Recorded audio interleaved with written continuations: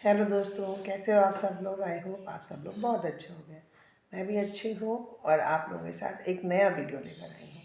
एक ऐसा वीडियो जो शायद किसी की हेल्प करे, शायद आप में एक नया जज्बा पैदा करे, शायद आपको एक नेक और भला इंसान बनाए। मेरी बातें शायद आपको अच्छी भी लग सकती हैं और बुरी भी लग सकती हैं कि ज्ञान देने चली आई मैडम, लेकिन ऐसा नहीं है कि मैं ज्ञान देने आई हूँ या कुछ सिखाने आई हूँ, क्या कुछ बताने आई हूँ। आप सबको वो चीज़ें मालूम होती हैं, पता होती हैं, लेकिन आप लोगों के अंदर एक चीज़ जगाने की ज़रूरत है जिससे आपको समझ में आए कि हाँ, हम ये कर सकते हैं। एक्चुअली होता क्या है कि हम लोग देखते हैं उन चीज़ों को, रोज़ उनसे दो चार होते हैं, रोज़ वो मेरे सामने से गुजरती हैं, लेकिन सिर्फ इस चीज़, अरे छोड़ो कौन करे। तो पिछली बार मैं टॉपिक लेके आई थी कि गरीबों से, जो बच्चे गरीब होते हैं, जो लोग गरीब होते हैं, या जो लोग हमारे घर में काम करते हैं, वो जो हमारी मेड होती हैं, वो 10 घर काम करती हैं बेचारी, गरीबी में, गर्मी में, ठंड में। हम लोग भी करते हैं जॉब, लेकिन क्या होता है, हमारी जॉब और उनकी जॉब में बहुत डिफरेंस होता है। उनकी जॉब उनकी जगह सही है, हमारी जॉब हमारी जगह सही है, लेकिन क्या है, हम पढ़े लिखे हैं तो हमें उतने ही काम के बहुत ज़्यादा पैसे मिलते हैं, और वो पढ़े लिखे नहीं हैं तो उनको उतनी जॉब के बहुत कम पैसे मिलते हैं।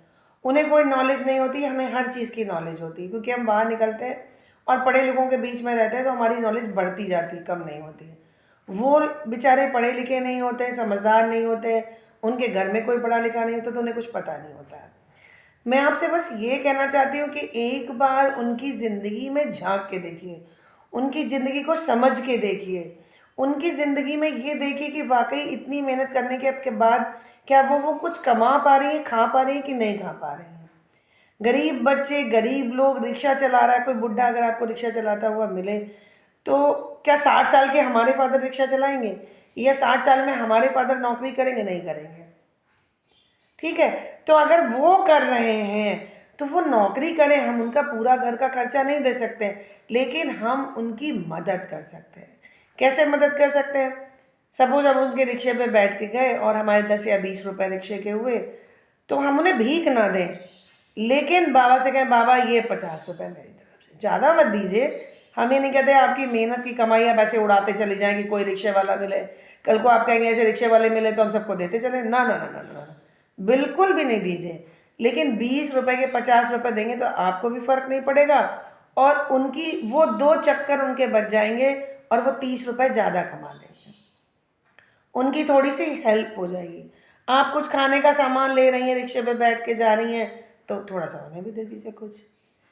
बहुत से लोग नहीं लेंगे, लेकिन देंगी तो मेरी समझ से उन्हें अच्छा ही लगेगा, ऐसा नहीं कि उन्हें अच्छा नहीं लगेगा।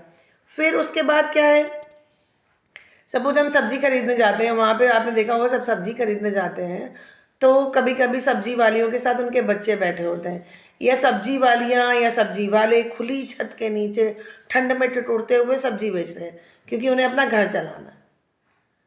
अब आप सब्जी लेने जाती हैं, आप मॉल में जाओगे तो आप कभी मोल तोल नहीं करेंगे। अगर आप 100 रुपए किलो आलू लेके आएंगे तो हम अपना स्टेटस सिंबल समझ के वो 100 रुपए में लेंगे, क्योंकि पड़ोस वाला ये ना कह दे, साथ वाला कि अरे ये तो मोल भाव कर रही है, क्योंकि वहाँ जो टैग लगा है वो टैग का पेमेंट आपको करना पड़ेगा। लेकिन हम जब सब्जी लेने जाते हैं तो हम ज़रूर मोल भाव करते हैं। अमीरों से कभी मोल भाव नहीं करते, गरीबों से मोल भाव करते हैं। ठीक है, बेचारे तब भी मोल भाव करके दे देते हैं।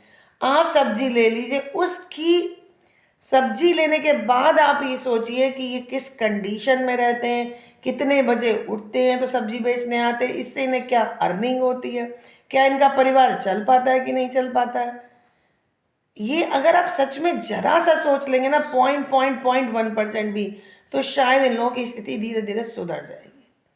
आप उनके बच्चों को कुछ दे दीजिए, कभी रोज नहीं, कभी आप कहीं कुछ खाने के लिए जाइए, कोई कपड़ा लिए जाइए ठंड में, कोई पुरानी जैकेट पड़ी हो लिए जाइए, कोई पुराना कंबल पड़ा हो ले जाइए।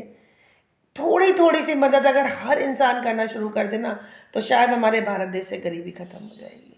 लेकिन हम लोग अपनी ज़िंदगी में इतना उलझे हुए हैं कि दूसरों के बारे में सोच ही नहीं पाते।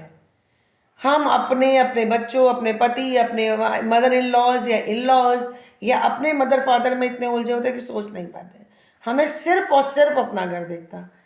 भाई साहब, थोड़ा सा अपनी ज़िंदगी से हट के किसी के बारे में सोच लीजिए, थोड़ा सा सोशल वर्क करोगे, आपके दिल को बहुत सुकून मिलेगा, आपको बहुत अच्छा लगेगा। आप एक बार करके देखिए प्लीज़। और अपने बच्चों से भी कहिए कि ये करके देखें, वो करेंगे, उन्हें भी अच्छा लगेगा और इससे उनमें रिस्पॉन्सिबिलिटी आएगी, आपके प्रति रिस्पॉन्सिबिलिटी आएगी, अपने भाई बहनों के प्रति आएगी, अपने साथ वालों के लिए आएगी और उन गरीबों के लिए भी आएगी कि उन गरीबों के लिए भी हमें कुछ करना है। तो मेरी आपसे गुजारिश है कि इस शुरुआत को करें तो शायद हमारा देश थोड़ा सा सुधर जाए। हमारा मोहल्ला, हमारा शहर से जो गरीबी बहुत ज़्यादा, लोग ठंड में, आप अभी देखिएगा कितने गरीब लोग मर जाएंगे ठंड से ठिठुर के। बहुत से लोग, बहुत से यूट्यूबर आपने देखा होगा, कंबल दे के आते हैं, कपड़े दे के आते हैं, खाना दे के आते हैं। तो ये बहुत अच्छी शुरुआत उन्होंने करी है। इस शुरुआत में आप भी अपनी भागीदारी दीजिए। मैं हाथ जोड़ से आपसे विनती करती हूँ, प्लीज़ प्लीज़ भी ये करिए। अगर मेरी कोई बात बुरी लग गई तो आई एम सो सॉरी, मैं हाथ जोड़ के आपसे माफ़ी मांगती हूँ। लेकिन मैं एक पहल चलाना चाहती हूँ जिससे लोगों का भला हो।